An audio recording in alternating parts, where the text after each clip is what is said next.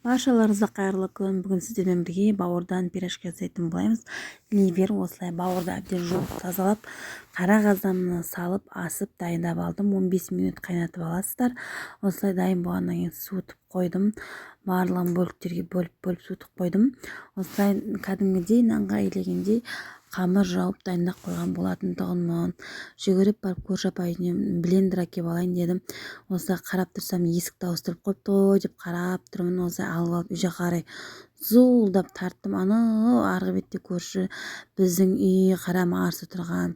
Осылай үйге әкеліп бауырдың пачақ-пачағын шығарып турап салып өзімше болып істейін деп жатсам, мынау өзінше істемейді. Ана жерін шұқыладым, мына жерін шұқыладым.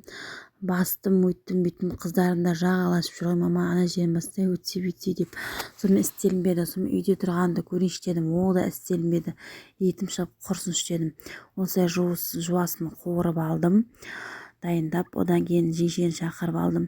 Болмағасын теркөден өткізейік деп, ақыр соңында екі жақтап теркөден өткізіп, майдалап, пачақ-пачағын шығарып, майымен қоса турап, дайындап алып, кірістім дальше. Осылай мінеке қамыр көтерілді бауырмен жуаны араластырдым. Тұз және бұрыш қосасыздар қалауларыңызша.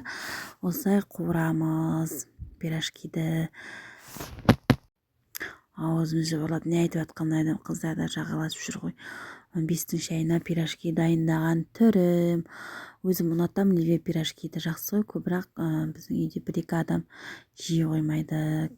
Картошкамен жегенді ұнатады біздікілер.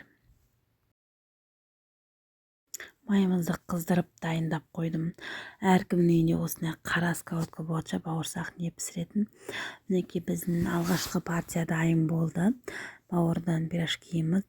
Жүгіріп барып даладағыларға, қайнағама, ағаларыма, жолдасыма апарып бердім, ысықтай жеп алсын деп. Біздің балдар да далада жүр ғой, сарайда жағаласып далаға шығамыз. Мен жеймін.